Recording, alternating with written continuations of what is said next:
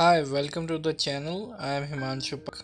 Today we are going to learn how to fill IEPF 5 form if in case your shares has been transferred to IEPF authority और your dividend is transferred to IEPF authority। दोस्तों, अगर आपके पास आपके पुराने shares की physical copy है और आपके शेयर्स IEPF को ट्रांसफ़र हो गए हैं तो इस केस में हमें IEPF 5 फॉर्म भरना होगा, या फिर आपके डिविडेंड IEPF को ट्रांसफ़र हो गए हैं तो इस केस में भी हमें IEPF 5 फॉर्म को भरना होगा।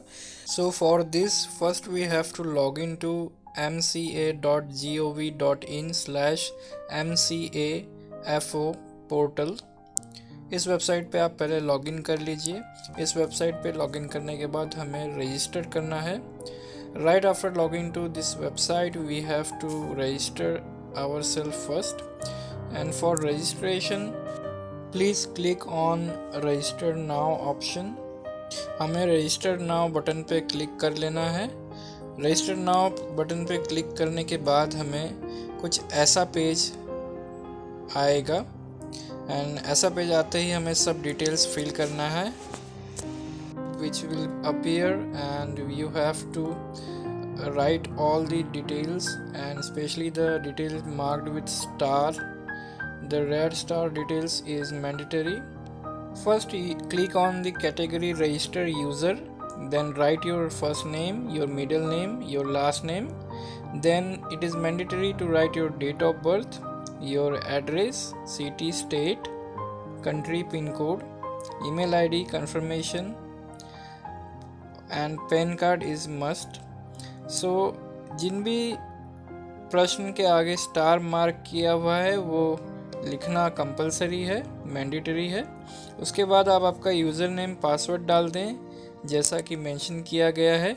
यूज़र नेम पासवर्ड के लिए आपको एटलीस्ट 1 लेटर कैपिटल में रहना ही चाहिए और एक स्मॉल लेटर, एक स्पेशल साइन जैसे कि @ और $, और उसके बाद आपको कुछ नंबर्स लेने हैं जैसे कि करण @123।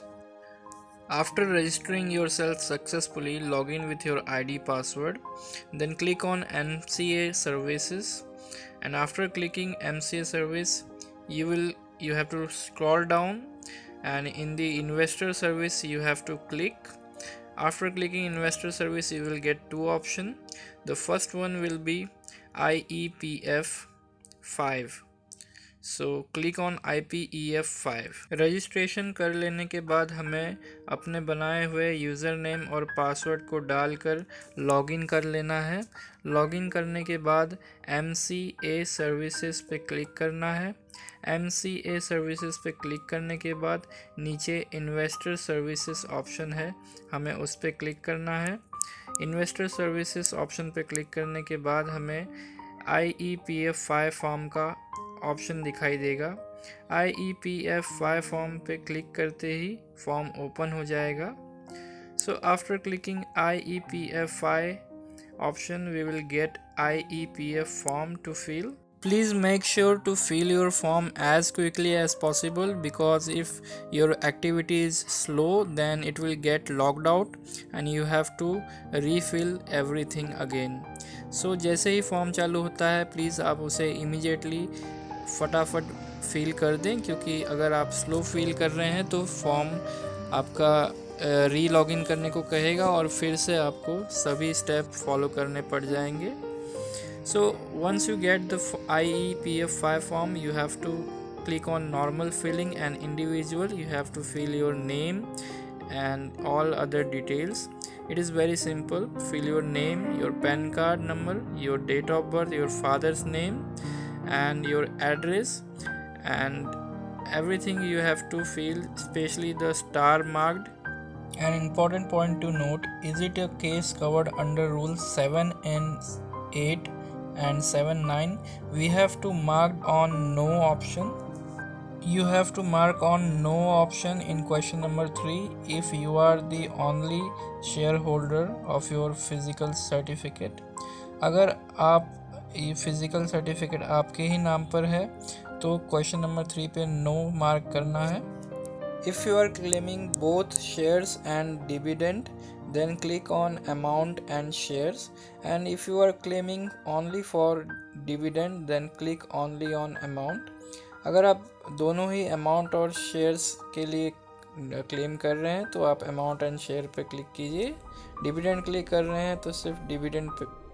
After that we will get another page with questions 7, 8 and 9. The question 7th, you have to fill your bank account number and bank name, IFSC code and branch name, and then you have to mention your complete demat account number.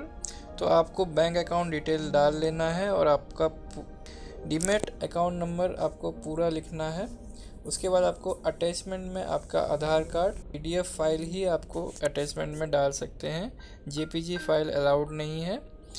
JPG file is not allowed. You can upload only the PDF files of your Aadhaar card and your share certificate as well as your passport only if you are NRI or a foreigner. Passport तभी डालना है अगर आप NRI या foreigner हैं.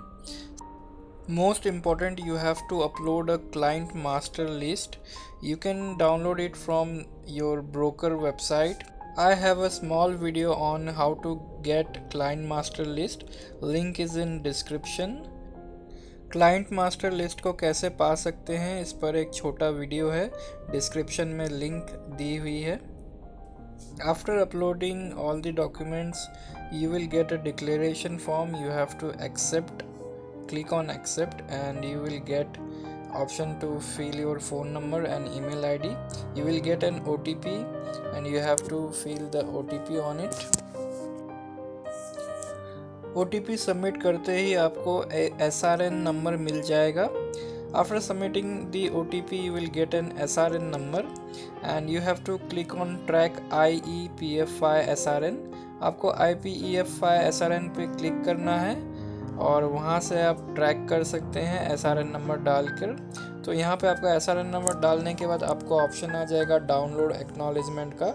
You will get an option to download acknowledgement, download all the files, and after downloading acknowledgement you have to do this further process. Acknowledgement और receipt सभी document download कर लेने के बाद आपको ये सारे डॉक्यूमेंट्स नोडल ऑफिसर को भेजने हैं. नोडल ऑफिसर का एड्रेस आपके शेयर्स के कंपनी के वेबसाइट पे आपको मिल जाएगा.